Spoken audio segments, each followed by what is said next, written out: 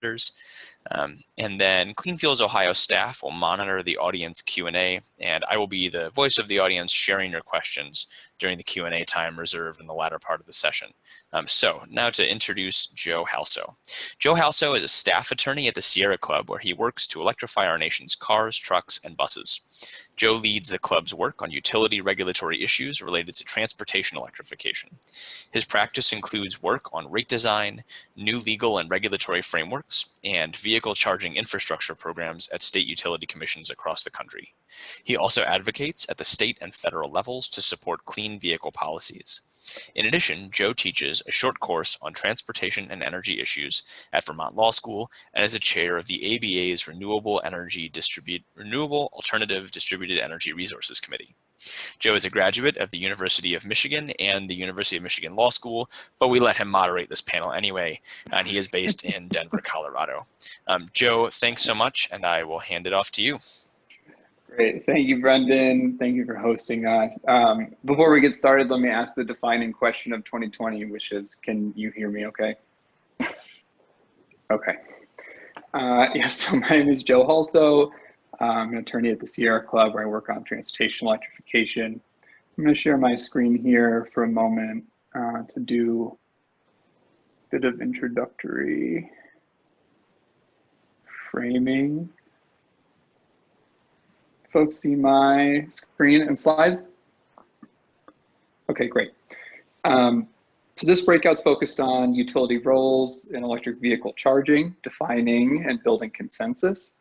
I'm just going to do a quick bit of framing here, and then we'll turn to our panelists for their opening remarks before we proceed into questions. So here we go. Access to EV charging, it goes without saying, is critical for EV adoption. And lack of charging infrastructure and funding for it is a real impediment to electrification. That goes for everything from passenger cars, where drivers are unlikely to purchase an EV if they can't see a comprehensive network for EV charging, to transit buses, where fleet operators are unlikely to make the switch to electric, given upfront costs of charging infrastructure, among other challenges. It's true for everything we want to electrify, that we need that infrastructure out there. And so that brings us to our electric utilities, who have a natural and obvious business interest in electric vehicles. And as grid experts and poles and wires companies, our electric utilities are well positioned to help fund charging infrastructure. Electric utilities are also regulated entities, leaving us with some questions to unpack about how utilities can best engage with the competitive EV technology space. And so before we turn to our panelists for some of those questions, I want to give you a sense of what we're talking about when I say utility roles in EV charging. So here's a map to give you a rough sense of that utility role to date. So in all the states in green, utility regulators at our state utility commissions have or are currently reviewing proposals by electric utilities to make investments in vehicle charging infrastructure. And there's about $2.6 billion worth of EV-focused programs that our electric utilities are implementing right now. And much of this investment's been improved in the last couple of years, which sort of reflects the policy development in this space. And there's about $1 billion more proposed at the moment, with much more on the way, I'm sure. And this isn't just a coastal phenomenon. So here's a Midwest snapshot. You can see there's been about $81 million worth of approved programs in the Midwest across some 7 states, and more than double that proposed. And I've called out 2 programs in particular here: Consumers Energy's $10 million program in Michigan, and AEP Ohio's $10 million program there. And both utilities were really first movers in their respective states. So I'm glad that we're joined by representatives from both utilities to tell us a bit about those programs today. Next, as we talk about finding consensus today, I just wanted to emphasize really the range and diversity of unique stakeholders in this space. Transportation electrification is this collision of the transportation world and the energy world, which are already broad and encompass many stakeholders. And so this chart calls out just some of them. You can see featured in the middle there are charging companies, our utilities, our utility regulators in the PUCs, And there are many, many more stakeholders not listed here. Environmental groups like mine, focused on charging optimization for great environmental benefit. Community groups focused on equitable access to clean transportation and how utilities can affect that role. Consumer advocates worried about the right role for utilities and cost pressures that may result from utilities spending more money on EV charging, which they may or may not support. And despite these different viewpoints, I think from the earlier slides showing the level of investment, you can see there's obviously some level of buy-in among regulators and many acting in this space that there should be a utility role. And last here, I'm going to leave you with a little terminology that I think will help facilitate the conversation and make what our panelists have to say a bit more accessible. So here's a graphic of the EV charging infrastructure chain. It has 3 links. So moving from left to right, we start with the service connection. That's the poles and wires up to the meter on our house, measuring electricity usage. And it's the job of the electric utility to own and to maintain that infrastructure. And so that dotted red line just to the right of the meter represents the cutoff of what we traditionally think of what our electric utilities do in terms of infrastructure, excuse me. Next, to the right, we have what I've labeled our make-ready infrastructure. And that's the conduit, the wiring and panel between the meter and the charging station circled there in red. And then finally we get to our charging station. And Kevin and Josh can tell you whether they disagree, but in my view, this is really sort of the locus of innovation in the EV charging technology space. This is where innovation is occurring in the hardware that is the charging station, in the software, in the networking capabilities, how our charging stations communicate with each other and with utilities, with the cloud, with third parties that may support other services. And so when we're talking about the utility role in EV charging, we're talking about the utility doing something beyond its business as usual at the service connection and offering some level of support for that make-ready infrastructure, for that EV charging equipment, or for both. And we're also talking about the form of that support, whether it's the utility issuing rebates towards those infrastructure pieces, whether it's utility owning and operating those infrastructure pieces, some combination of both, which is how many programs are structured.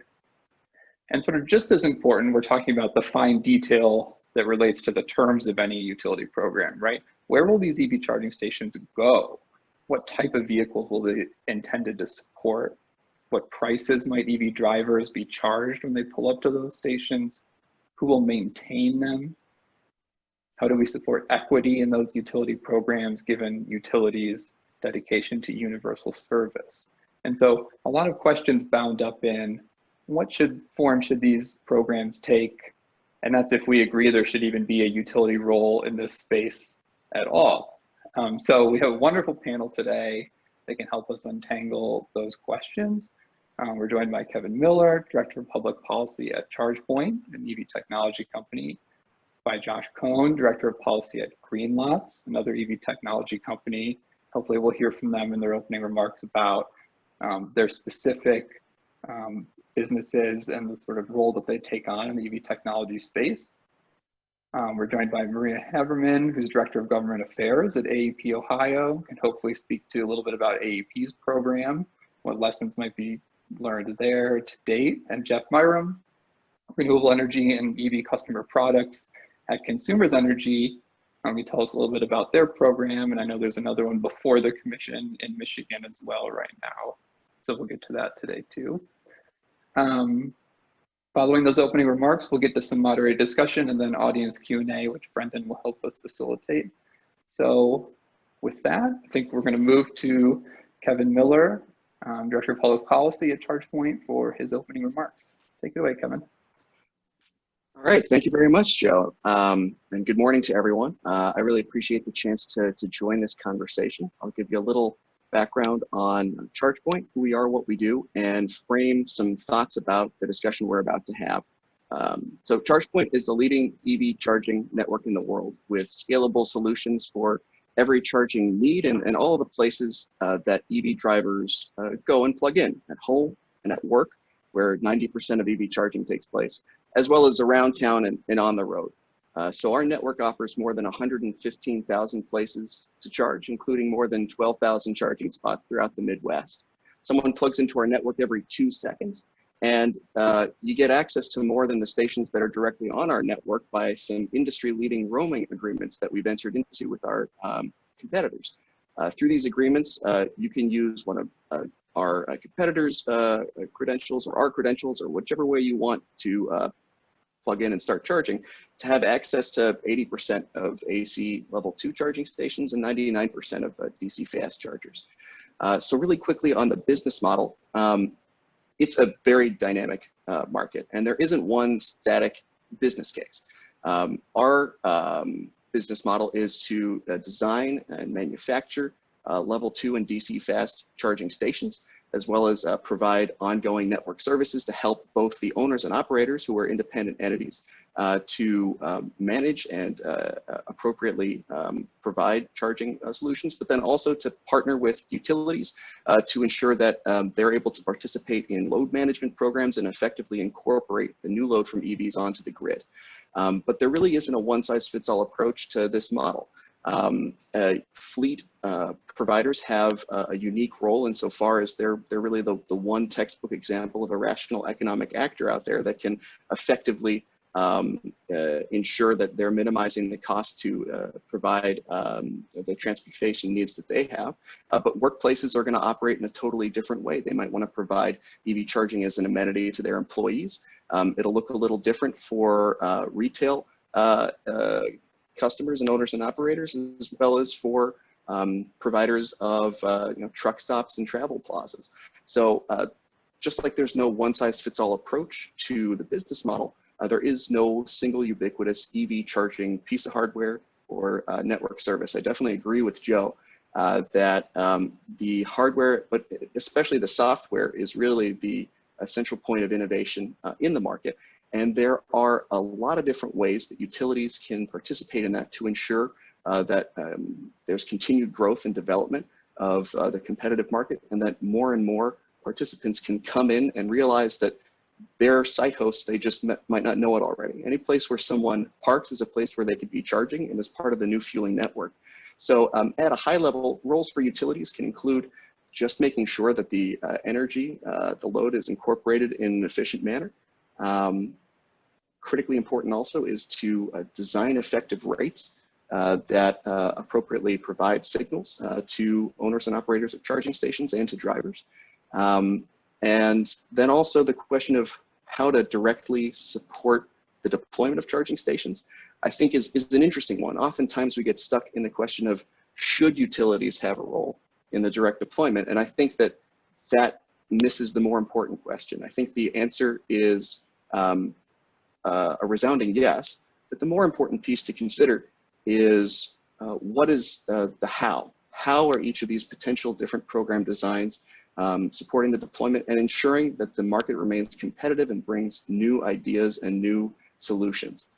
There isn't going to be a one-size-fits-all solution. So if a program is designed and deployed as both AEP Ohio and Consumers Energy currently have and are in the process of developing more programs, it's really important, as is the case in these programs, to ensure that if a customer is participating in that program, they have the choice of more than one option for hardware and more than one option for software.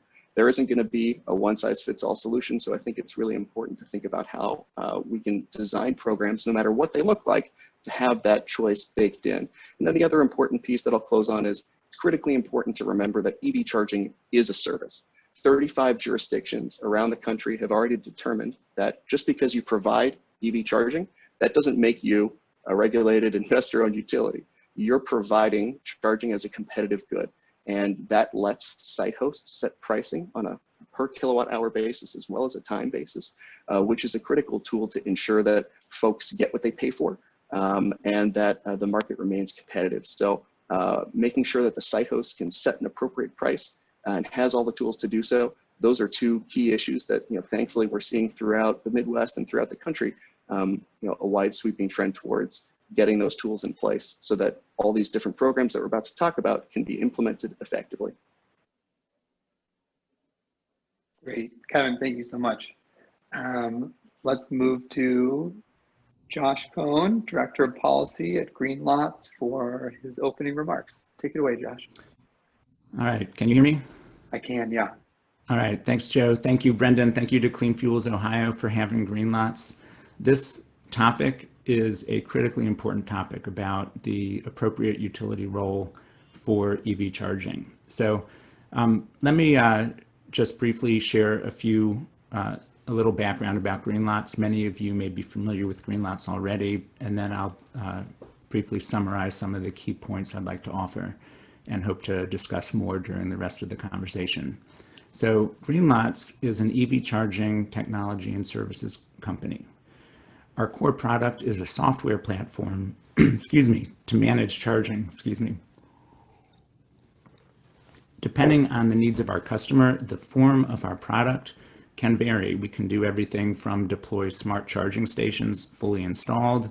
We can develop a customized software management platform for utilities or other customers to manage their charging stations on the back end. We can do forward-facing driver apps. Greenlots has been in business over a decade. We're based in Los Angeles, and we were acquired last year by Shell New Energies. We have an important and growing footprint in Ohio. Customers include Meyer, Columbus Yellow Cab, City of Grove City, City of Canton, and others, as well as others in development.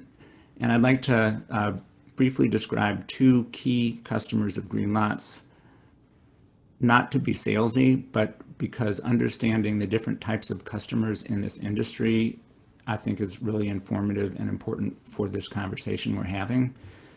So one of our customers is Electrify America. Many of you, I'm sure, are familiar and have charged up at Electrify America stations. It's the subsidiary that Volkswagen created as part of its diesel settlement, and it's spending $2 billion over 10 years to deploy charging stations nationwide.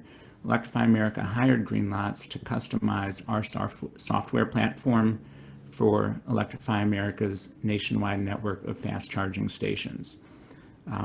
Just a couple months ago, Electrify America announced the completion of its first coast-to-coast fast charging corridor, where the stations are located an average of 70 miles apart. So you can travel from one coast to the other and be confident of having fast charging available to you. And that goes right through Ohio. There are a number of Electrify America locations in Ohio. Another customer is Ford. Ford hired Greenlots to develop the EV charging integration into its Ford Pass app, so that once Ford starts selling the Mach-E Mustangs and the all-electric F-150s in 2022, we hope, they want the charging experience to be as seamless as possible for the drivers. So these are some examples of how the EV charging industry comprises a lot of different shapes and sizes and uses. So as we have the conversation about the appropriate role for utilities, it's important to keep in mind that EV charging businesses do different things. I just want to offer a couple of high-level thoughts, some of which piggyback on Kevin's comments and on Joe's comments. The first is that transportation electrification offers a tremendous amount of value to Ohio, even before we get to electricity and the grid. As Ohioans know, the reconfiguration of the former Chevy Cruze plant by Lordstown Motors, the investment of GM and LG Chem in over $2 billion for battery technology is changing the economic landscape and really offers 21st century jobs to Ohio. So first and foremost, in my view, the real benefit, the most important benefit of transportation electrification is the 21st century jobs and economic development it offers. There are a number of other benefits. I'm not going to get into all of them right now, but the key point, as Joe mentioned, is that it is widely accepted that access to charging infrastructure, or put another way, lack of access or perceived lack of access, is one of the biggest barriers to EV adoption. whether we're talking light-duty passenger vehicles or medium and heavy-duty fleets.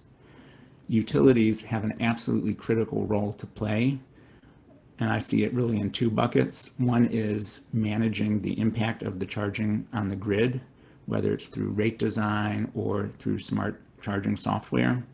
The other is to reduce barriers to deployment through a range of investment approaches, including rebates, including addressing the make-ready that Joe discussed in his opening, and importantly, including utility ownership and operation. Particularly at this early stage of the market, utility ownership and utility procurement are good for the EV charging market and help grow competition in the industry. So I appreciate, again, being invited, and I look forward to the conversation. Great, thank you, Josh. All right, let's turn to Maria Haberman, the Director of Government Affairs at AEP Ohio, for her opening remarks. Take it away, Maria. Thank you, Joe. Thank you, all of you. I can always count on Clean Fuels Ohio to throw a good party to talk about EV adoption and breaking down barriers to access in Ohio and across the country. But, you know, really in Ohio, I think from 2010, I think it was, the Chevy Volt, you know, rolled off the line and came down to the State House, and everybody was test driving, and you saw the affordability issue. It seemed to be broken at that moment. Everyone could afford an electric vehicle if they wanted. And the access to those vehicles, you know, people had a lot of questions. And one of the things that we start to realize as you work through the policies is that there needs to be a little bit of assistance from your local utility to help maybe get you a charger installed or point you in the right direction of where to turn. And then you look even further behind the curtain, and it's like, can we do that? Can your utility participate in these functions that seem so natural? You know, it's an electric vehicle. You send us our electric bill. Can you help me? So we've been working at AEP. I've been here for 5 years. We're in 11 states, and I am focused on Ohio legislative and regulatory activity. And fortunately, in 2018, AEP Ohio had the first electric vehicle rebate program approved by the Utilities Commission. And to date, it has just been an absolute success. And it started full deployment in May of 2019. And obviously, Greenlots, ChargePoint, and I think EV Connect were our three partners. And it has just been a phenomenal success with local governments, family dwellings, and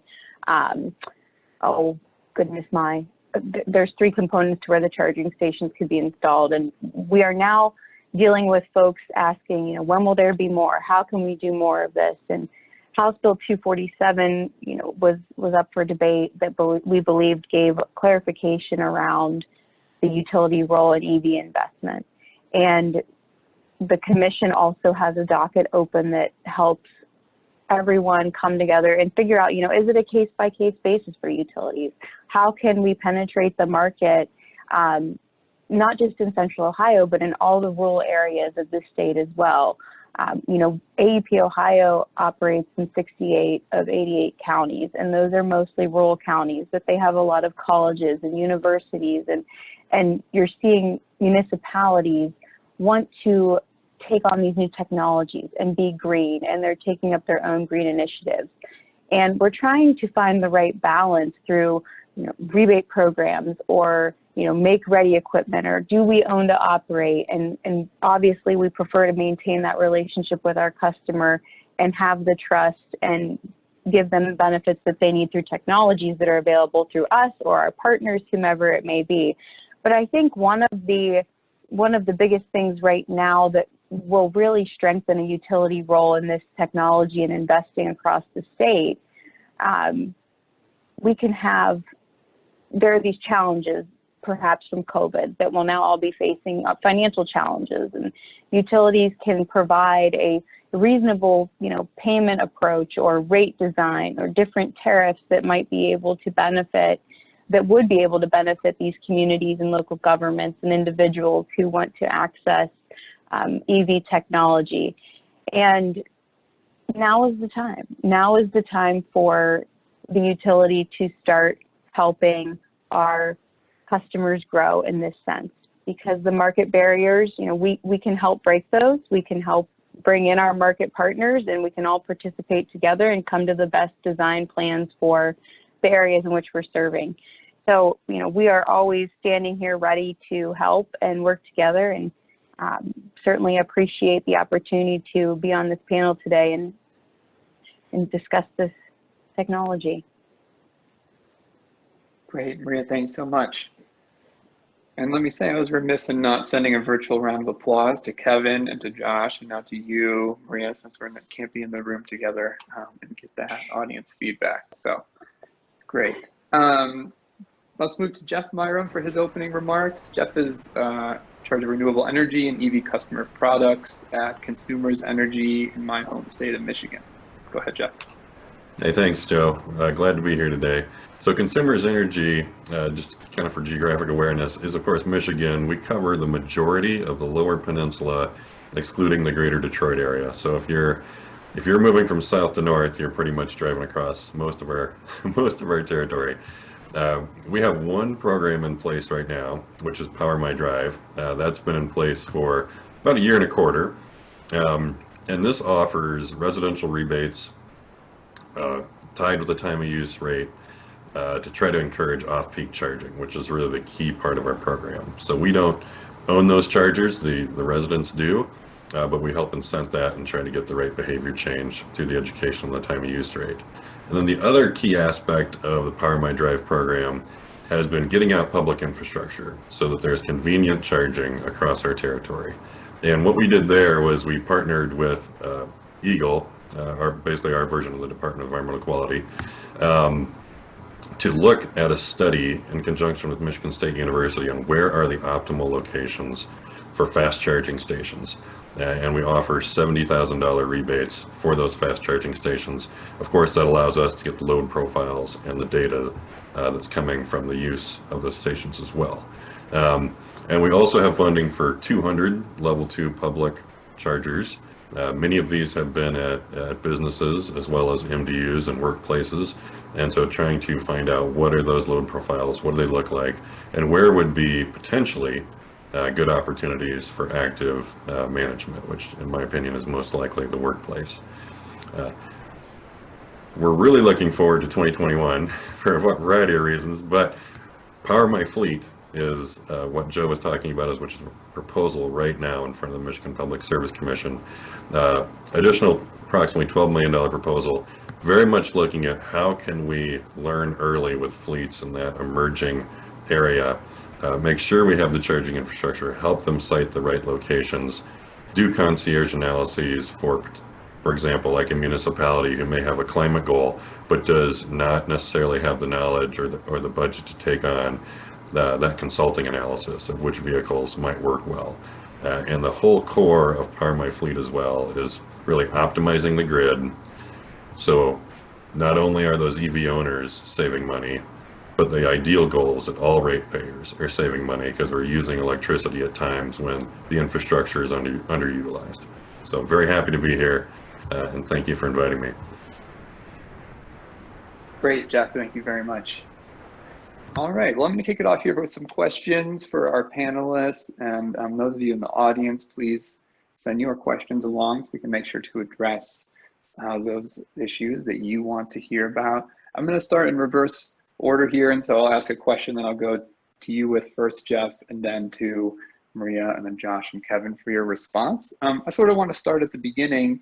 You know, in many states, including the Midwest, there's been some effort to address key questions about the utility role, whether that's happened at the State House or before the Utility Commission. In Michigan, for example, you know, the commission issued guidance in 2018 for utilities, you know, explicitly stating that utilities should have a role in EV charging, and then offering some guidance on what it would like to see in program proposals from Consumers Energy and others. And since that time, it's approved, you know, some 20 million in programs pursuant to that guidance. Jeff, do you think there's a need for more regulatory certainty in Michigan about what the utility role should be in terms of scale or scope? And then Maria, same question for Ohio. And then Josh and Kevin, if you could sort of give your grade to the Midwest overall, what consensus building work is left to be done in those sort of high level conversations about what utilities should get up to. So Jeff, go ahead. Absolutely. I do think there's a pretty clear role, Joe. I think Power My Drive has been a great example of basically public-private partnership. What that program has done with our public infrastructure is, I'll just kind of walk through a little bit of the high-level economics of a DCFC. Most of those projects have been coming in around 150 to 180,000 total. Now that's for 125 kilowatt. So we typically have 2 or 3 DCFCs at those locations. With our rebate, and then of course the VW settlement funds, which Eagle has used as matching grants here, in addition to our Make Ready, our low voltage distribution system upgrades that we cover, that's taken a project down from 150 to 180,000 down to 30 to 40,000 for many participants. And what we've heard over and over, especially in northern Michigan, where there is a lot of tourism, but there's seasonal travel, not necessarily a high permanent population in those areas, is they need that to spark the local investment. And when you go into those communities and you can say, hey, if you put this charger in your downtown, you will have customers that will be there for 1 to 2 hours. They will shop and do business in your restaurants. So yes, Consumers Energy obviously gets electric sales out of that, but that community and that private investor in there now have that seed crystal to get moving for economic development. And I think that's critically important. Convenient charging, just having that out there. Everybody always talks about range anxiety. I do not like the word range anxiety. I like to talk about convenient charging because that's what people really want. If you are, and I'll just use an example, if you're driving from the Lansing area where I live up to Mackinac City to head out to the island, and there's only a couple DCFCs on that route, well, where are you going to stop? I mean, imagine if those were the only gas stations in the 200-mile range. You will be there. So there's a great opportunity to get in for economic development. And I really see utilities, especially if you can partner with the state and a network of really great providers with excellent local service providers to get those constructed and built. That's where I see utilities coming in and playing a great role. We don't necessarily have to own it. Yes, we will have at our service centers our own electric trucks, and we will have, DCFCs there eventually. But service centers are a key area where people want to come and charge up. Get it in the places where they're going already. Great. Maria, to you. Additional work that might need to be done in Ohio to give some certainty to AEP and to others about what your role ought to be, can be in terms of these infrastructure programs? Yeah, so in Ohio, the law it's very different because we are a deregulated state. So the definition of a distribution function for the utility does not necessarily capture an electric vehicle charging station, and it might not need to capture it in its entirety, but it at least should be captured as a distribution function in terms of planning for the implementation across our system. So each utility has a service territory, but we have the expertise and knowledge to know where the grid modernization needs to occur and the hardening and strengthening for the charging stations to be installed, because the magnitude of electricity that are pulled from certain charging stations in any given area, it's going to put a strain on the system, and we need to be able to prevent any accidents or system errors from occurring by planning out where these stations should be installed. So regardless if we're owning them, we should still be involved in whatever planning process would occur with the marketer or whomever be installing the asset. One of the benefits I think that could be brought out in Ohio law is allowing the utility to own and operate, because we can maintain these assets for an extended period of time. And when you run into a situation where things are installed on the system and we don't have any involvement in the implementation, that could wind up being a stranded asset someday that's useless and just left in an area. And who would maintain that and take care of it, remove it? There are a lot of benefits to partnering with the utility. In the Ohio law or the regulatory arena, you know, a rebate program is fantastic, but there's always room for improvement. And I think that that pilot was just an excellent example of how a utility can work with market participants to bring charging infrastructure to a state that might not have the legislative clarity on what EV charging is.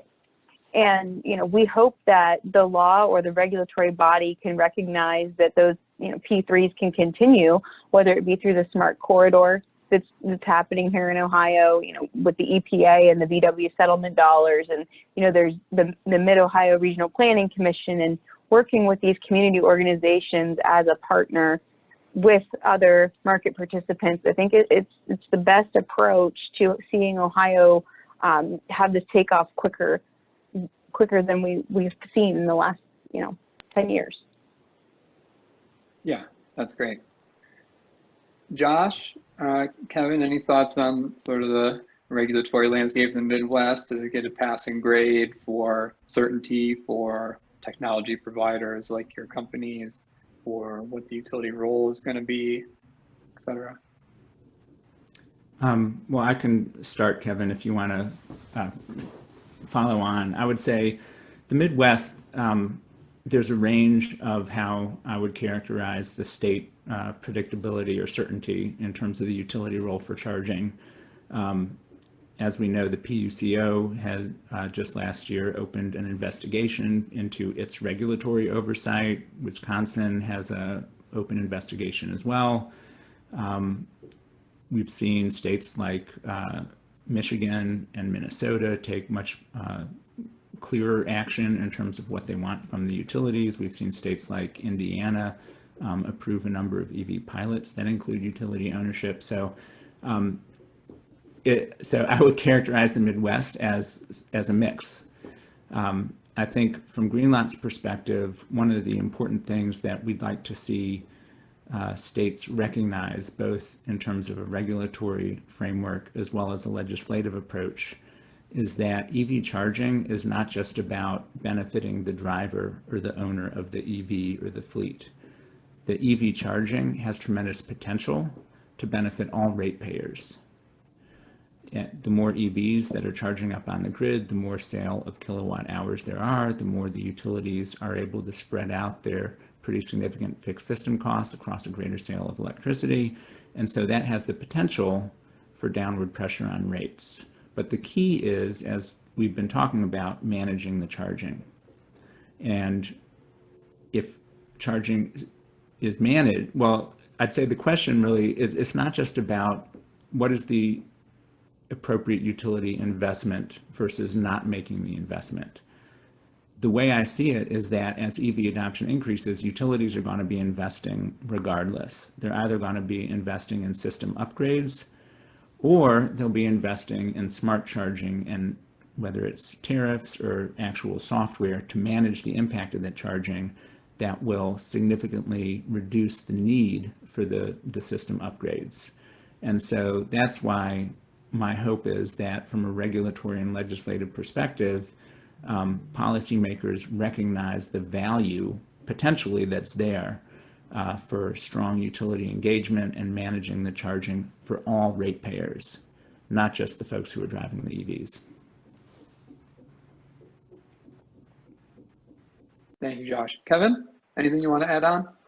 I will try to avoid repeating all of the great points that have been made thus far. So I think I'm in general agreement with a lot of what we're saying.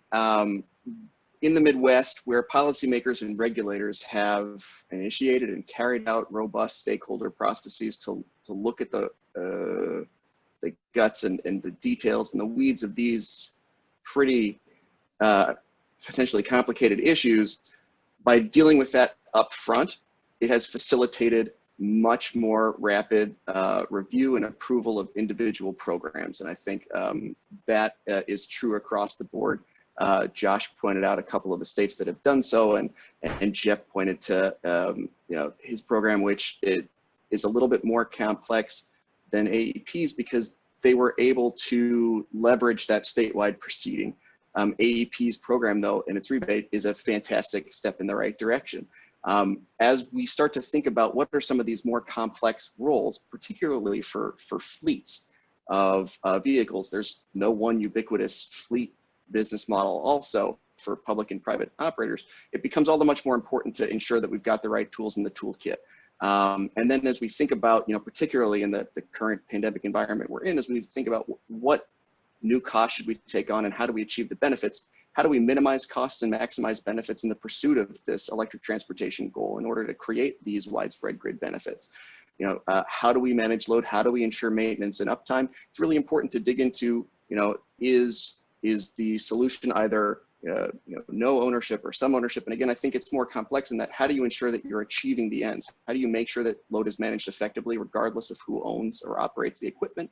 We've got the right software tools in play that are available and on the market that a utility is able to manage load from multiple networks regardless of which are owned or not. So how do we make sure we've done the best to marshal public and ratepayer resources and then continue to leverage these new innovative products and tools for load management and for ensuring that fleet operators can treat their electric fleets like a car or a truck as well as like a battery? How do we achieve both of these goals? It's going to take a nuanced approach. So the more upfront work we can do in each of these states, the easier it is to implement. Great.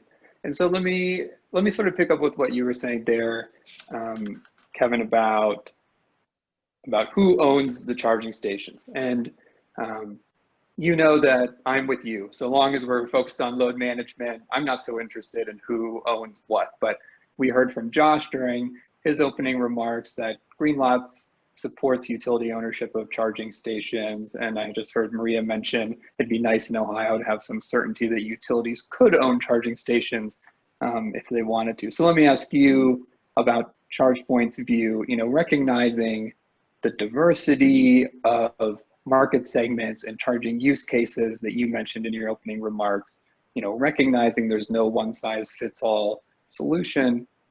Does ChargePoint see room for utilities to own charging stations, and sort of if so, in what contexts? And are there concerns that you have that you think are carried along with utility ownership? Okay, so we're going to carve out like 30 minutes for me to dig into the rest of this, right? Yeah, this is a setup for a soliloquy. Yeah. I was going to go straight monologue, prose, but if you want a poetic soliloquy, I can try that as well, an iambic pentameter. Okay, so I think it's important to make sure that all of these options are on the table. And ChargePoint has supported programs that look just like rebates, that look just like Make Ready, that look like a combination of rebates and Make Ready, or that look like a combination of rebates, Make Ready, and some ownership by utilities. I think what's important is to not leave the discussion there, right? Most recently on Friday, ChargePoint entered into a settlement with Duke Energy in South Carolina that would allow for Duke to own and operate charging equipment. But what was key to that wasn't just saying, yes, you can own and we'll call it a day, we'll chalk that one up as a success. It's to look through, well, how is this actually going to function? Because I don't think that anyone on this panel is asserting that only utilities will own all charging stations or only the competitive market will own all charging stations. It's going to be a combination and a complex ecosystem. So the components that made this flavor of ownership one that we could support were that it aligned with the competitive market. It allowed and ensured that site hosts who participate in that program have choice of more than one option of hardware and software. Joe, as you mentioned, the locus of innovation is in the chargers and in the networks themselves. So how do we make sure we're not pushing out a one-size-fits-all solution for all of these site hosts? And that's as important for a highway corridor pit stop program, if not more so important for a fleet program where we're trying to support commercial and public sector fleet. The other important piece is that while we understand that if a utility is going to own and operate, they may need to propose a rate for the electricity. The piece that we think is really important is that that rate be directed to the site host or the participant in the program, and that they're able to interpret that rate and set a price to drivers. As I mentioned previously, 35 states around the country have already determined that EV charging is a service, and it allows site hosts to set pricing for that service. EV charging is a competitive good, and by having the energy component as well as the time component of this charging service and all that basket of goods that's in there, by allowing the site host operator to incorporate all those pieces together, drivers can understand what they're getting and that they get what they pay for. And the site host is able to ensure that there isn't a static electricity rate that is the only means of signaling effective and optimal utilization of the charging station. So, in short, to cut off the remaining 28 minutes of my soliloquy, there are obviously going to be examples of programs that include ownership and rebates and make ready in that broad-based portfolio that are going to work. But I think it would not do justice to the huge diversity of needs in the market for drivers, for riders, and for fleet operators if we don't get into the details and ensure that we're not pushing out a one-size-fits-all solution, and that we ensure that the market continues to get and develop and offer innovative products and services. Great. Yeah, so I think it's a tired phrase, particularly in this context, but the devil is in the details. Yeah. So Josh, let me go to you. Oh, go ahead. I'm sorry. No, Kevin did an excellent job explaining all of that. And I think that at the end of the crux of the matter is, we don't want to shift costs to other ratepayers by designing rates that, it's not a one size fits all rate design. It's there's demand response that can be utilized to manage load. And we want to make sure that we're not shifting the cost of this new technology onto other ratepayers. So I think it's a fine line that a utility has to work with the commission and regulatory staff to ensure that you're not, penalizing other ratepayers as a result of this new technology coming online. So it is a really difficult balance that needs to be done through the rate design process. Yeah, I really appreciate just want to make sure that we get back to that issue because the rate design piece is so key and critical, especially for DC fast charging. Right. Because it's not just about how do we ensure that the rates aren't passing on costs, but how do we ensure that we treat the technology the way that it's actually creating costs for the grid, right? Because a traditional commercial and industrial rate for a factory, that factory imposes a widely different cost to the grid than the DC fast charging station that is getting 0.5 to 1.5 charges per day. So how do we ensure that that rate effectively works? And then how do we ensure that we're not putting site hosts in the position where they're forced to say, do I operate in the red or do I pass along all of the demand-based costs here for that one charging session per day I get? So again, as you say, Joe, devil's in the details. And Maria, I agree. We've got to dig into those pieces and having that forum for that conversation will hopefully let us do that. Yeah, let me make sure. I'll make sure we come back to rates and a lot of other details here. So let me continue on in this thread, but also weaving in some questions we got from the audience. So Josh, one thing you said in your opening remarks, an endorsement of utility ownership and utility procurement of charging stations. So that's another one of these details. And I think we just heard Kevin talk about the importance of site hosts, which for our audience benefit, those third parties that are actually owning and operating charging stations separate and apart from charge points, separate and apart from the utility, having some say in the context of a utility program about what technology they're going to get and from who.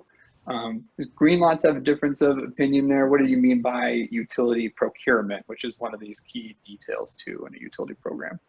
Sure, thank you. And I want to, excuse me, I first want to agree with Kevin that Green Lots and probably most, if not all of us on this panel and throughout the industry, well, that's maybe too much of a generalization, but support a range of utility investment approaches, customer rebates to the utility customers who own the stations, helping with make ready, as well as doing utility ownership.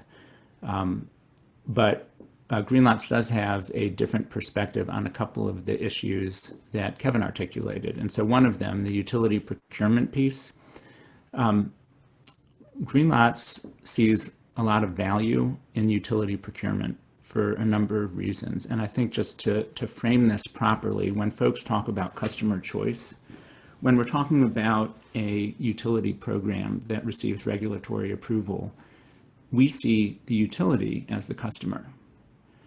So if a utility has certain specifications that it wants, the utility is often a more sophisticated procurer, both of hardware as well as software and capabilities, than a typical retail level site host. There's a lot of value that utilities get by procuring both the software and the hardware themselves. There is site host choice. Site hosts have the choice of whether to participate in a utility program or not participate in a utility program. But the Greenlots fundamentally takes a different view that approving a utility program, but requiring the utility to offer multiple software and hardware platforms is the right approach. We just don't agree with that. We think utility procurement offers the potential for savings due to the bulk purchase. And we think utility procurement also offers integration value. It can certainly help with reliability and avoidance of stranded assets. So I think it's good to flag this issue as has been done, that it's not just about utility ownership, it's about the details of it. But from Greenlot's perspective, the utility procurement is a good thing. And Greenlots, our business model is such that, as I mentioned at the intro, we sell our software, our products, our services to a customer. So if a utility gets regulatory approval to not only own but procure software and hardware, Greenlots will likely want to compete for that. And we've lost some of those. We've won some, but that doesn't mean we think it's the wrong approach. So I'll leave it there, at least for now. I also want to mention about setting the pricing for the drivers. And again, in the same framing of seeing the utility as the customer, the utility should have the latitude to set a consistent price per kilowatt hour for all of the customers, or for all of the drivers who participate in that program. One of the considerations for expanding EV adoption is having a consistent driver experience, so that if a driver pulls up to, say, a utility branded charging station, whether it's at a convenience store or a gas station or wherever, we want them to know that they're going to have a consistent price whenever they see that utility station. I'm not saying it's a fixed price 24/7. I'm saying the pricing structure should be consistent and set by the utility. And another reason for that is that the cost savings for driving an EV relative to gas vehicles are one of the big drivers of EV adoption. And so there are ways that utilities can set prices for publicly owned charging stations that are based on the statewide average of private providers in a way that avoid undermining what the private sector charges. But we think ensuring that there's savings relative to the cost of gasoline is important, particularly at this early stage of EV adoption. So let me come back to pricing and rates, which I know will be a vigorous discussion, but let me first go to Jeff and just ask something that's sort of absolutely practical about, and is focused on the EV driver. And this is drawing on a question from the audience, which is, who is responsible for the maintenance of these level 2 and level 3 charging stations? And so let me ask in the context of the Power My Drive program, where Consumers is issuing rebates to third parties that may stand up a ChargePoint charging station, they may stand up a Greenlots charging station, and turn around and offer that service to EV drivers in public locations or at workplaces or at multi-unit dwellings. Who's looking after the maintenance of those charging stations? Does Consumers have a role in ensuring that there's sort of longevity there, and when I pull up, I'm feeling some sense of certainty that it's operating? Absolutely, Joe. That's a really critical customer experience point. What we've done as part of a condition of our rebate program is ensure that all of the recipients have a maintenance and a data plan with the provider. for the length of our 3-year pilot. So that does, of course, boost their costs. But again, if you're going to get a rebate, I think that's a fair trade. And it does exactly what you're getting at, which is help protect the consumer, that you know when you pull up that that is going to be active in a working station. So I do believe that's a critical component of any program. Got it. Yeah. And I don't know if, Joe, if you want me to touch on the ownership question. Go ahead if you'd like to. Yeah, absolutely. So on ownership, I think that is a really interesting question. Of course, we're a regulated utility, and as I said in my opening remarks, I do see the day when we will have DCFCs at some of our service centers, because I have very exciting dreams of an electric fleet, leading by example for consumers on the clean energy front. But I also don't expect those to be as ideal as a restaurant or a hotel or some kind of tourist mecca, which is there. But I do see it playing a role. So I would say with ownership, be careful that you don't, if you're really concerned about it, just don't carve out utilities as a whole. There is a role to play. But I would say that from our perspective, the value proposition is not maybe Consumers Energy owning tons of charging stations and finding this as a new retail opportunity. The value proposition is that as we see the U.S. fleet electrify, that is a potential for load growth. And if that is done right, it will optimize the grid and it will bring down system costs for everybody, which will help economic development across the board. So all boats will float. So that is a really important consideration. And I'll just give you a practical example of that. So in your typical neighborhood, one either pad mount or pole mounted transformer will serve maybe 6 households. Now, if all those folks were, driving to work like we used to do and coming home and ramping up your air conditioner and cooking right in the peak time of day in the month of July, without any upgrades, we could probably say maybe 2 to maybe 3, if you're pushing your luck, could hit that transformer and not cause some kind of significant risk of potentially blowing the transformer, which would be a terrible customer experience, not just for that EV owner, but for the other 4 neighbors who know their neighbor bought an EV. But if everybody charges at night, you have the exact same system upgrade, and we can probably do well over half of those same households on EVs with no system upgrades. So that's where you're getting, basically the same rate structure with increased, or the same infrastructure with increased kilowatt hours going through it, lowering system costs for all and getting a good customer experience. Yeah, I think that goes to what Josh was saying about either utilities are going to be making investments to account for EV charging coming online at likely the wrong times and exacerbating grid issues, or being integrated in such a way to improve grid efficiency or flexibility, reliability. Jeff, let me ask you one quick follow-up and then I'm going to move to a different topic. Any thoughts about ensuring maintenance after the 3-year period for the site-owned charging stations in Power My Drive? It's a little early for that. We do imagine an extension of our program. However, the original terms are just for the 3 years of the program. So we were, obviously nobody was predicting 2020 and what happened this year. If we knew that, we probably would have made it a 5-year program and a little bit longer. So I think that is a practical consideration and probably a learning from it. But our goal is to make charging as convenient as possible within these 3 years, that then those site owners see the value of it, want to keep the investment. And in fact, at this point, we're seeing what a year and a half ago I was only hearing about on the coast, which is private companies coming in and offering businesses or municipalities, I will come in and install this in your parking lot for free. You just give me the easement and make it work. So I do believe the business model is forming up, and I'm feeling more and more confident about the long term, even after the 3-year pilot. Great, thanks. Okay, so let me switch gears a little bit. I think there's a shared view on the panel that transportation electrification can deliver widespread benefits, including improvements to grid efficiency or flexibility that can in turn benefit all electricity customers, right? Placing downward pressure on electricity rates by more efficiently using the grid. we've got, which is built for that hottest day of the summer, right?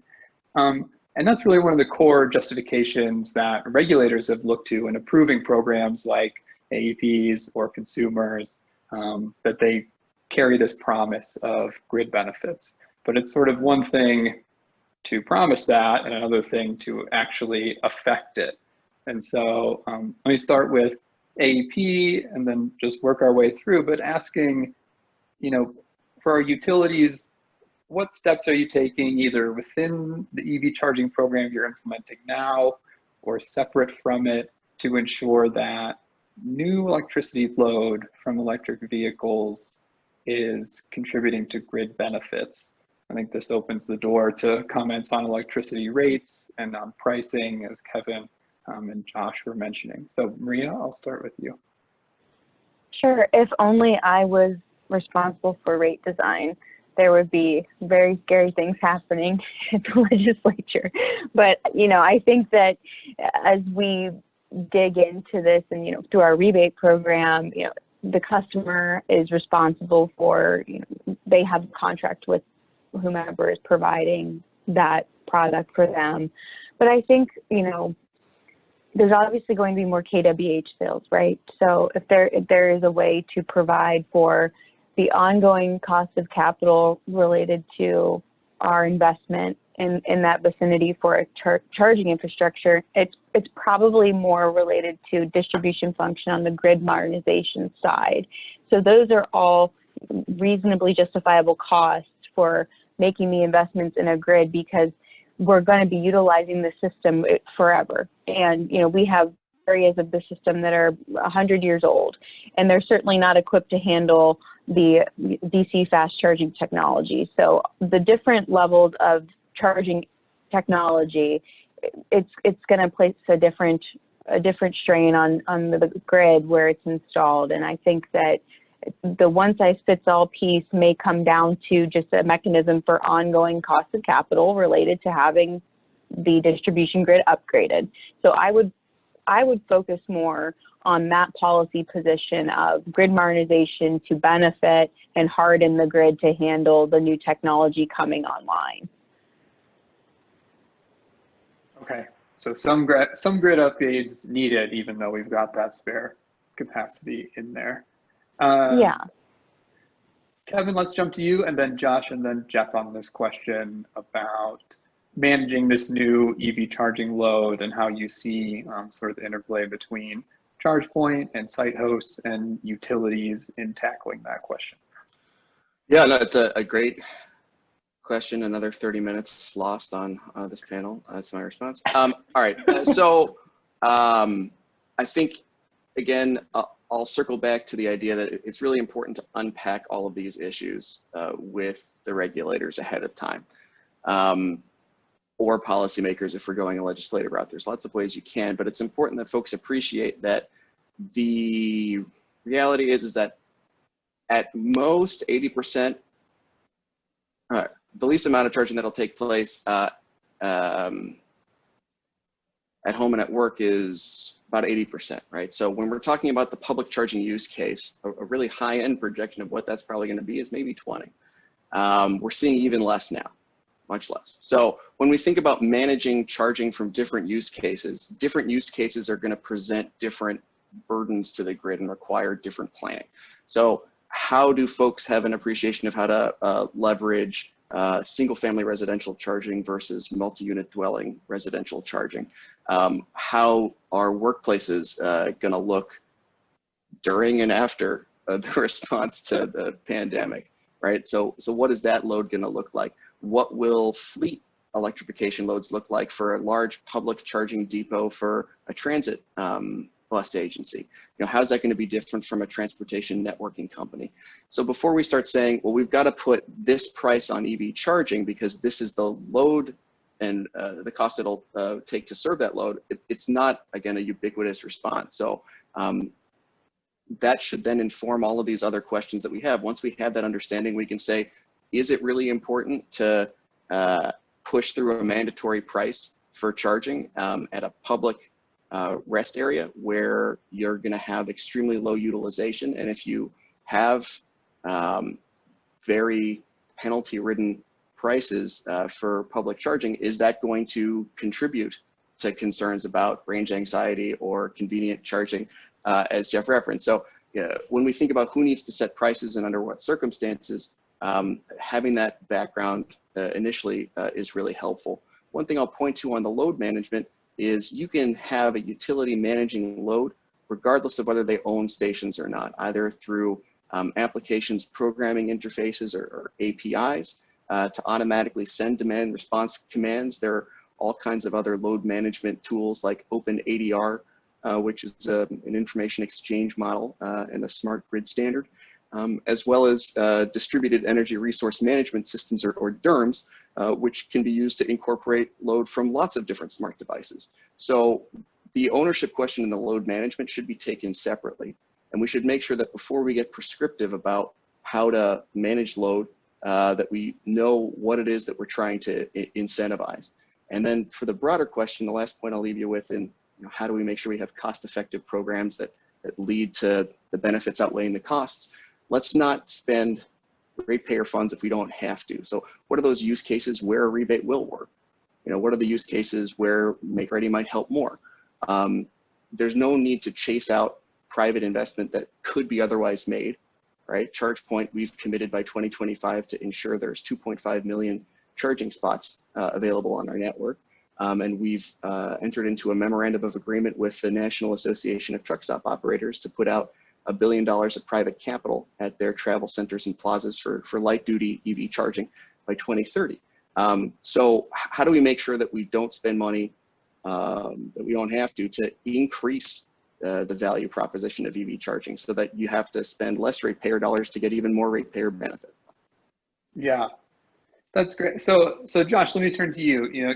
Kevin tells us we have to look at the use cases and evaluate, where does it make sense to focus on smart charging and where is there less value in doing so? So just thinking about passenger cars, for example, a lot of value in thinking about smart charging at the home where most of the charging happens.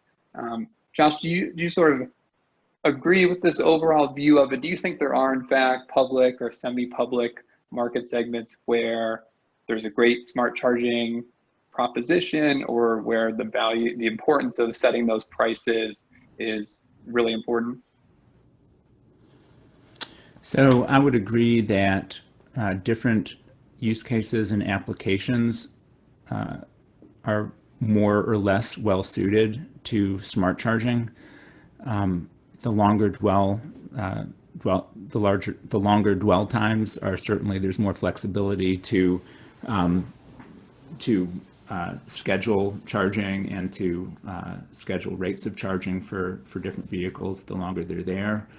But even in a public fast charging scenario, Greenlots believes there's value to leveraging software to dynamically manage load in real time, at least giving the driver the option of, hey, do you want to wait a few minutes to start charging, or do you want to charge at a slightly lower rate to receive a discount? Green Mountain Power in Vermont, an investor-owned utility in Vermont, has a pilot that right now where they are testing different load management strategies even within a public fast charging context. So I think there's value across all use cases for managing charging, particularly when you get to not just the longer dwell times, but when you get to fleet applications, as Kevin alluded to. If you're electrifying a transit bus fleet or medium or heavy duty, the duty cycles of those vehicles, the load, particularly if we're not talking a pilot of a few vehicles, but we're really electrifying 10 or 20 or 30 vehicles, you have to be able to manage charging effectively, and rates are part of it, but software is another key part. I'd like to go back though a bit about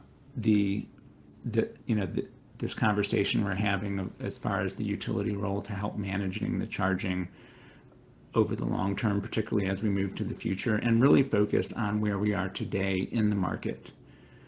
Because the utility role for investing in charging infrastructure and charging stations, I believe, may look different today than it might look 5 or 10 years from now.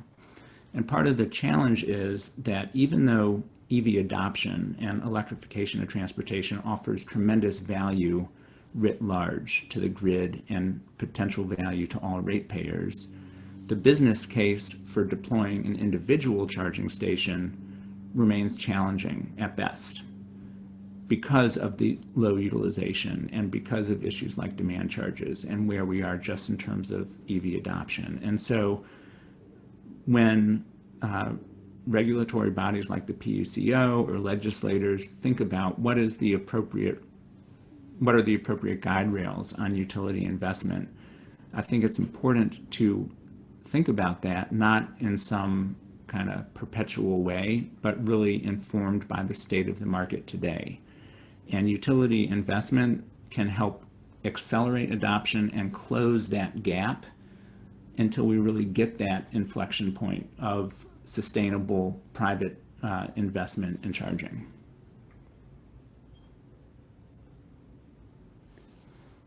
So thinking about those guardrails, Jeff, one of the pieces of guidance that the Michigan Public Service Commission gave to Consumers Energy is, you want to bring us an EV program proposal, you need to demonstrate that it's going to support ratepayer benefit.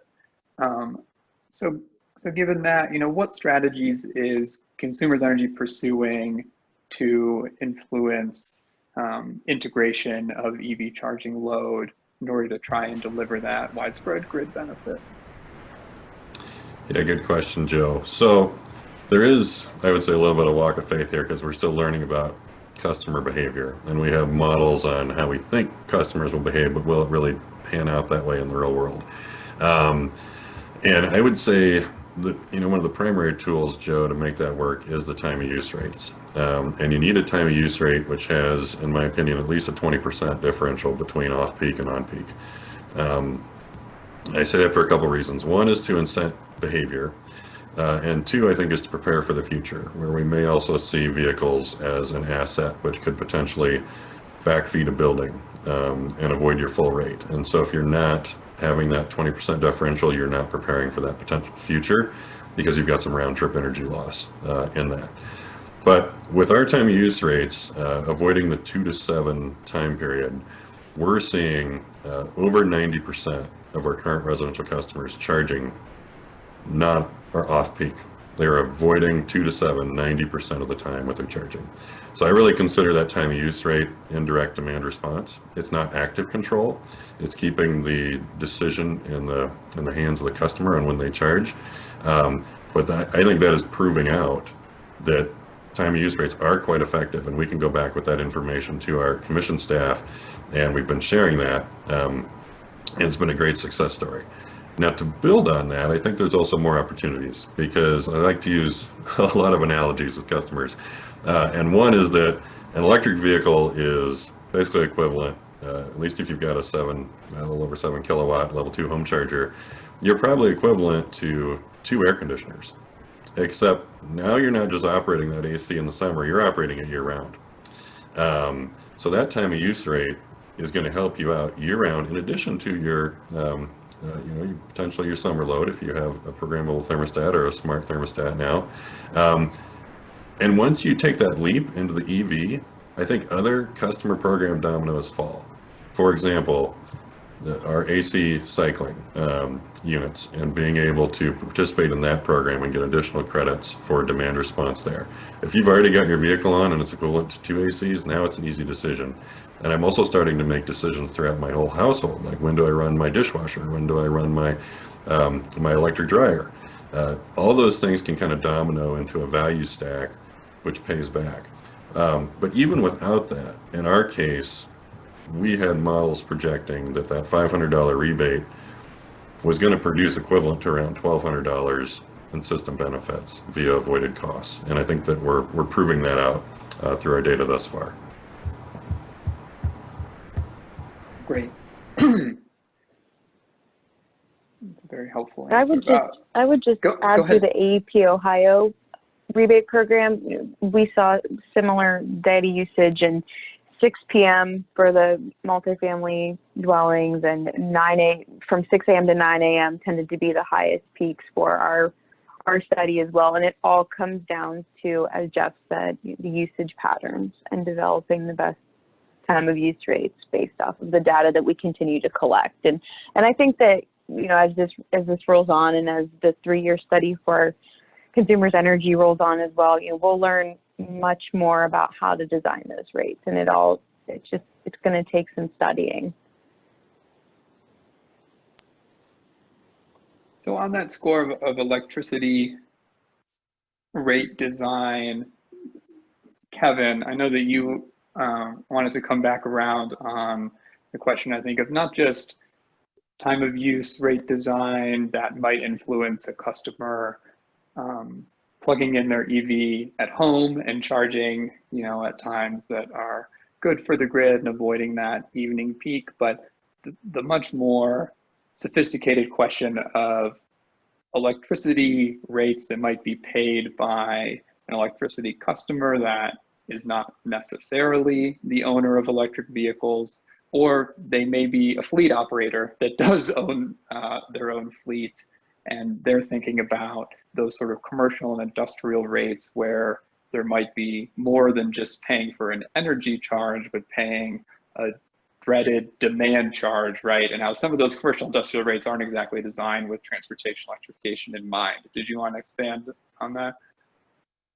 Sure, thank you. And then before we do that, to clarify a point that should come as no surprise, given that ChargePoint exclusively makes smart networked connected charging stations, is that we always think there's a role for smart networked connected charging stations, and that my prior comments about figuring out when was the right time to pass through signals, it wasn't so much about should there be smart charging, but who should be in the position to set that end rate to the price for charging to a driver. And our position is that it's the site host who has the closest relationship to that driver who's coming to their property, or if it's a fleet operator, as you posited, Joe, to the fleet vehicles themselves. So making sure that that rate appropriately captures the cost to serve the customer, and it can vary based on time of use or any number of different models, but that it ultimately just be, again, conveyed to the owner operator of the charging station, or the site host. In the event that a utility is owning and operating charging stations, they can still put that site host location in the position of influencing the appropriate time and way to have charging behavior take place. So when it comes to the more commercial and industrial based rates, I think that demand is a critical component that utilities have to think about and that regulators have to think about. I think traditional demand-based rates, ChargePoint isn't going to take issue with whether demand is an appropriate component. It's being used, and it captures a cost to serve. What we have seen, though, is that there are jurisdictions around the country that are starting to think about, is there a need to think about an alternative to a traditional demand-based rate to address one of the key barriers for deploying DC fast charging, particularly for public fleets, commercial fleets, or highway corridor charging. And that's the fact that the cost of a customer's demand component of their electricity bill, not how much energy they're consuming, but how much could be drawn at any one given a time, the size of the pipe, not how much water is going through it, to use an analogy, are there alternative ways to set the pricing mechanisms in place, so the kilowatt hour volumetric rate and the demand-based kW kilowatt-based price? Are there different ways to set those values together to still recover the cost to serve the customer, but to avoid unintentionally penalizing site hosts for low utilization? And I say unintentionally penalizing because I don't think it's the intention of this rate, because EVs weren't driving around when some of these rates were initially designed. But if you have just one charging session in a month, you may trigger a cost on your electricity bill tied to how much demand you had in that one 15-minute window of time. That can result in 90% of your electricity bill being attributed to demand charges. And so is there a different way to calculate these different components so that the ratepayers aren't being asked to subsidize the operation of the station, but so that we can more effectively allow the people who are deploying chargers to predict what it's going to cost to operate them, and to support the adoption of EV technology. And I think just giving a rebate or a 50% cut off of what that demand charge might be, a demand charge holiday, we see that as obviously helpful insofar as it reduces operating costs, but it's not a sustainable solution. So what are the ways that we can more predictably do so? Happy to dive in offline with anyone who's interested, but there are a lot of great examples around the country of rates that have been proposed and adopted and implemented that allow for utilization to change over time, or to take the specifics of a use case like an EV charger, or like an arc welder. There's a lot of similarities between the two. How do we account for the way that the technology is being used? That's great. Thanks, Kevin. Anyone else have burning thoughts they want to add on demand charges? Otherwise, I'm going to switch gears. I would just echo a little bit what Kevin said and say that from Greenlot's perspective, the value of EVs on the grid is you need the price of electricity to closely align with the cost. That's how you're able to incentivize behavior. That's how you're really able to leverage software. But I agree that at least at this stage of EV adoption, demand charges do represent an economic challenge for deploying particularly fast charging stations. And so Greenlots has been supportive of short-term approaches for demand charge mitigation, demand charge credits, but I think it's important not to view that as a long-term sustainable solution. Yeah, and Sierra Club would agree that our rates can better reflect the flexible nature of EV charging load without being, subsidized rates. And obviously, to integrating EVs, a lot of questions yet to be answered from a technology perspective, from a regulatory perspective that includes rate design, among other things. And as Kevin has said a couple of times, we could spend hours on each of those topics alone. So I thank our panelists for being able and sharing their expertise in these succinct bites. I had one more question I wanted to turn to our utility representatives with first, and then allow Kevin and Josh to add anything they have before we conclude at noon. So this focuses on education and outreach. Utilities are pursuing more aggressive outreach activities, sophisticated web portals, supporting ride and drive events to educate their customers about EVs and the benefits that they can have. And obviously, this is a shared responsibility among a number of entities, automakers, local auto dealers, NGOs like Sierra Club. And so I just want to ask, Jeff and Maria, about what you see as the role for the utility here in education and outreach. What are some best practices or lessons you're learning from your programs, which have their own education and outreach budget baked into them? Are those education outreach efforts focused on your program itself, or are they sort of more broad about the benefits of EVs? Maria, do you want to start? Or Jeff, I don't care. Sure, I would just say that, our program was so successful in Ohio, but it piggybacked on the Smart Columbus initiative. So we have done and had a lot of educational opportunities for, bringing EVs into the marketplace in Ohio through the Smart Columbus platform. And that's been a significant driver across, other cities that we operate in as well. I think that we educate our employees. We've had rebate programs for the Nissan Leaf. We've done mailers regarding our EV program. I think that from a company perspective, it's a policy that we are supporting at the State House for the manufacturers, auto manufacturers, for a variety of NGOs and green energy associations. So I think that we are covering the necessity for the adoption of EVs from a variety of platforms. And we recognize that the Smart Columbus Challenge, I think, really kicked Ohio into a place for significant investment to come here from an EV front.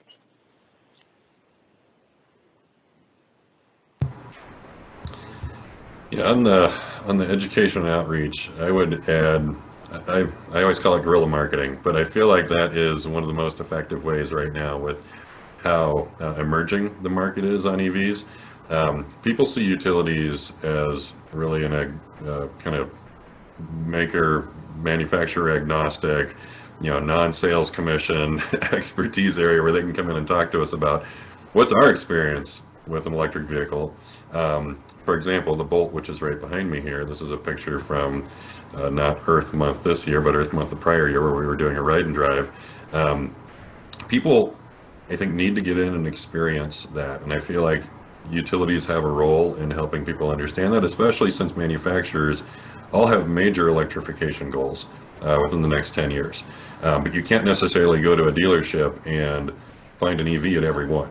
But if Consumers Energy or your utility is going to show up at your local EV enthusiast ride and drive event or your local clean fuels chapter and offer that experience, it's a very non-confrontational way to get the customer behind the driver's seat and experience the benefits of the EV and take away, I would say, really those barriers to adoption, which is what is this thing all about? We have many customers who talk with us, frankly, for months about potentially buying an EV or getting a charging station, moving up from the level 1 that came with the vehicle. It might take 6 months before they initially contact us to when they eventually apply for a rebate. And that's because what most people have in their mind with anything that's fully electric is their most familiar experience is a cell phone. And now you're talking about over $30,000 for an EV. So you're going to put a lot of thought into it. And I think utilities can really help kind of grease the skids on that front, in addition to all the traditional marketing channels, because we're driving these fleets every day. We can give you a real life experience. We've got people on our team who also drive Teslas or other vehicles too on their home personal cars. They'll bring them. And it's a fantastic opportunity for both the utility and the local groups to partner on these ride and drives. Great. Thank you, Jeff. Kevin and Josh, anything you want to add on that, on the education outreach score? Just really briefly, I think that this is a critically important place where all hands on deck are necessary. It's possible for competitive and regulated entities to make sure that they're clearly ensuring that folks are aware of and educated about the opportunity to electrify their own personal transportation needs, as well as any fleets that they may be involved with.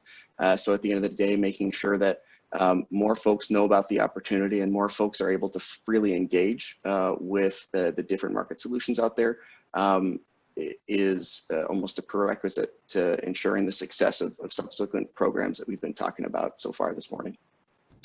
Yeah, and I would just add that there is research that shows that customer participation, customer adoption of EVs, customer participation in EV programs increases significantly when utilities are given regulatory approval for education and outreach.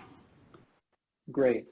And then there's one last thing here in the interest of addressing the audience. We got a question about where is the Public Utilities Commission of Ohio in allowing EV service providers to charge by the kilowatt hour, and Kevin and Josh offered their answers in the chat. So Joseph, I hope you saw that. I'll offer my third interpretation, which is that the commission clarified that non-utility providers of EV charging stations are not public utilities or electric light companies under Ohio law and won't be subject to its jurisdiction, which I think frees them to charge by the kilowatt hour if they so wish, without coming into regulation by the commission.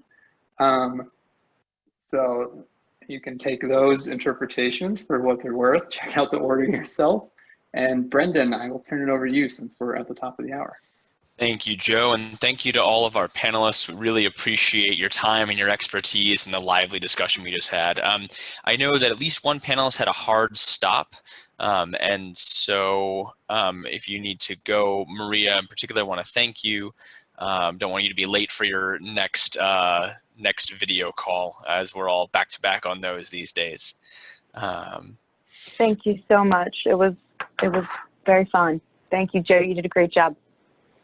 Appreciate you being with us.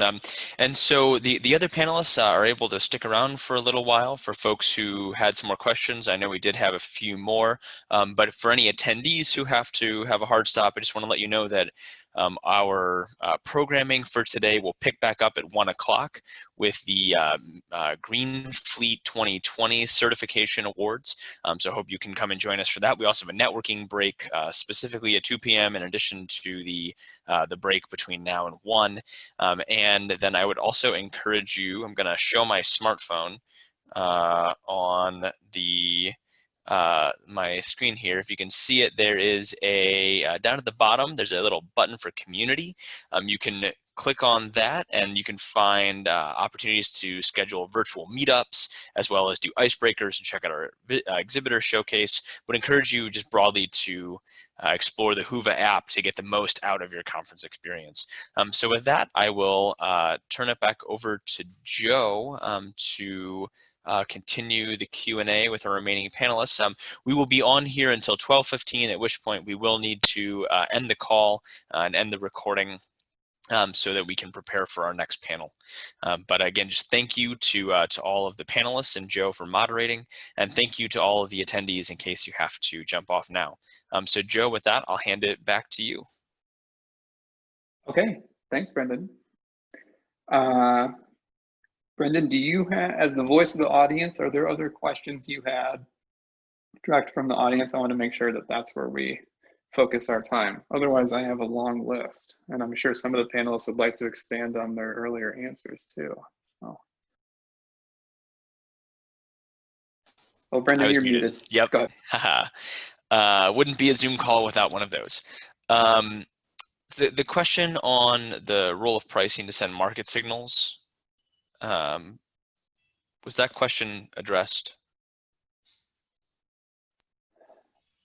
Or is there maybe interest in expanding on that?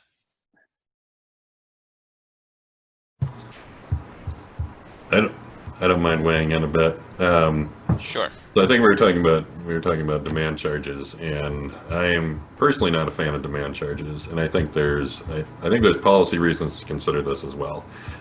Yes, there are impacts on the grid. That's absolutely true. But if the direction that all of our U.S. manufacturers and many international manufacturers are taking on vehicles with electrification is a sign of the future, then this is 10 years from now a very different world than what we have at this time. And we're not in any way charging demand charges of gas stations.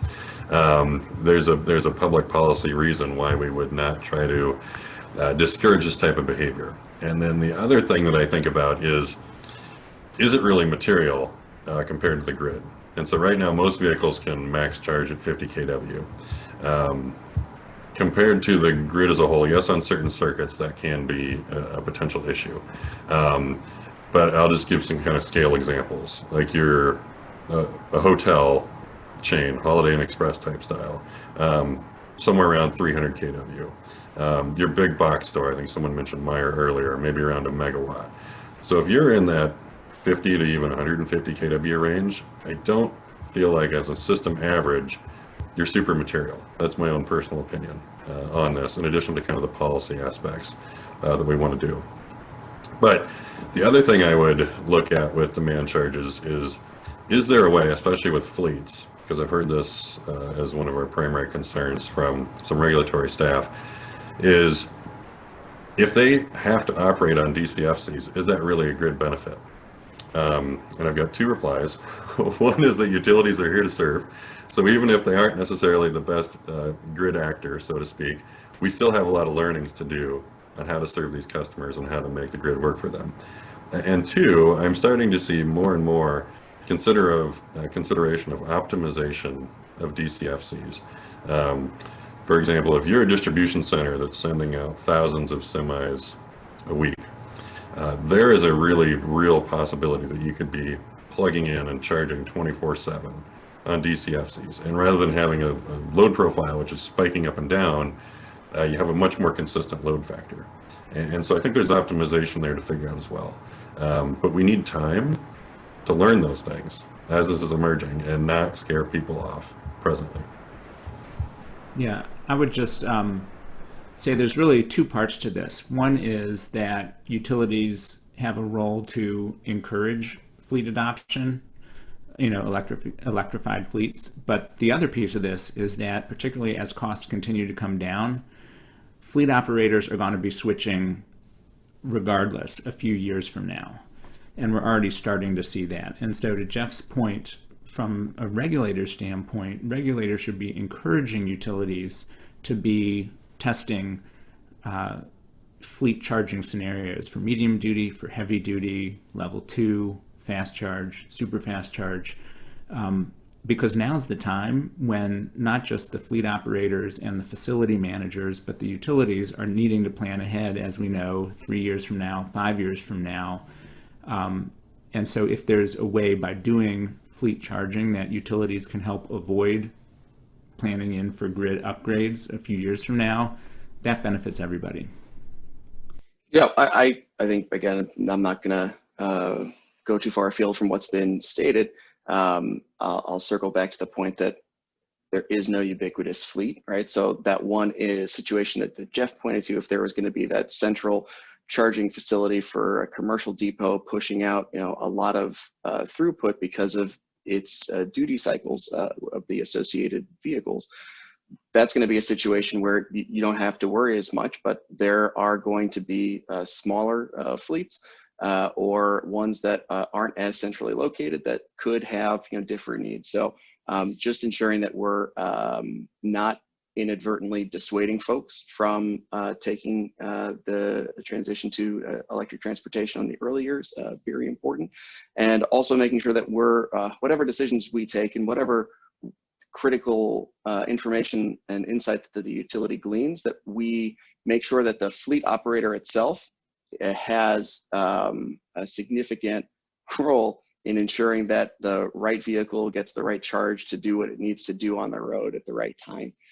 So I think we're in a really exciting place right now, where the demand charge piece is just one component, but there's also a lot of level 2 opportunity for certain fleets as well. So a lot to be learned and gleaned, and now's a great time to do that learning, right? Both for the fleet, both for the rate design, but also for that energy management, regardless of what type of use case we're talking about, so that utilities can be prepared to serve a much higher deployment of electric vehicles in the future.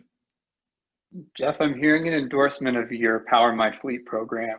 Perhaps is before the commission right now. If only you were Michigan regulators, but yes, we're optimistic about it.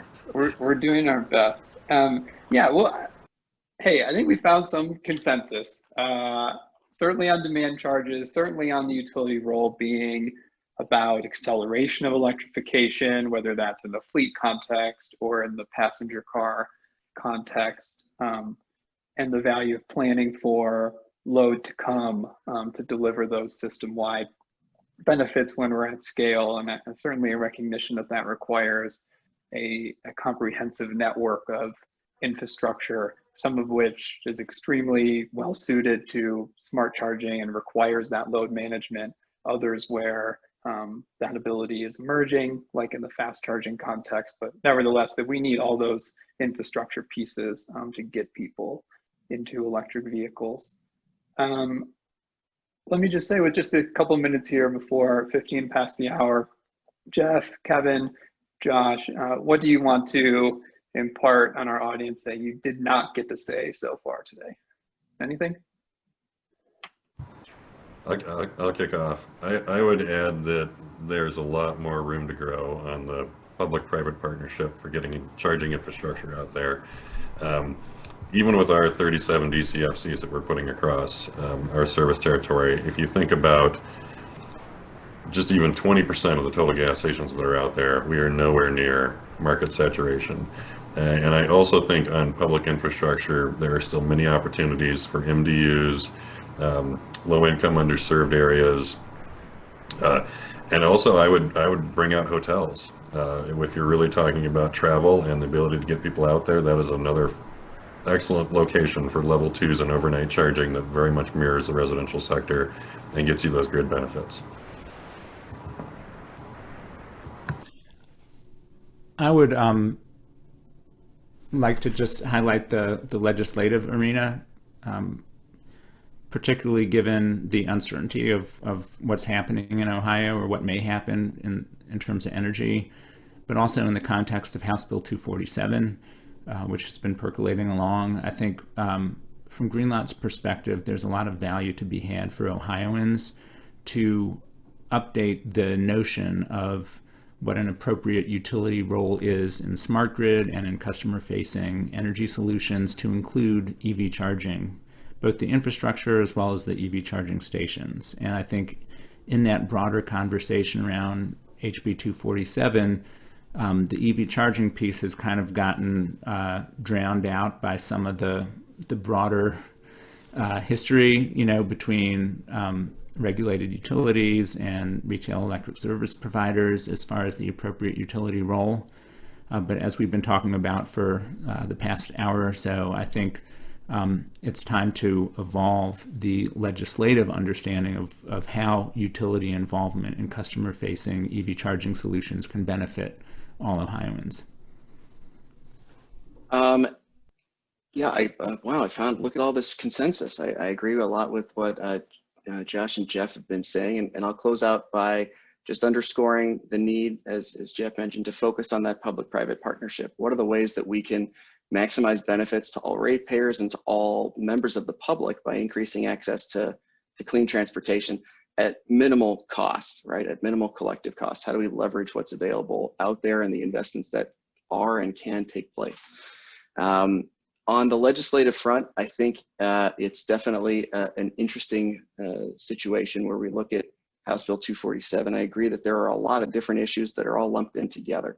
If you're to pick out great examples of legislation that has addressed the role for utilities, I think just in the last couple of sessions out in Colorado and New Mexico, there are examples of bills that have passed that have specifically identified that there can and should be roles for regulated electric utilities that include the option for ownership, but they, again, don't leave the question there. They don't leave the question at whether there should be a role. It gets into the how, and it talks about the importance of making sure that you have a healthy competitive market out there.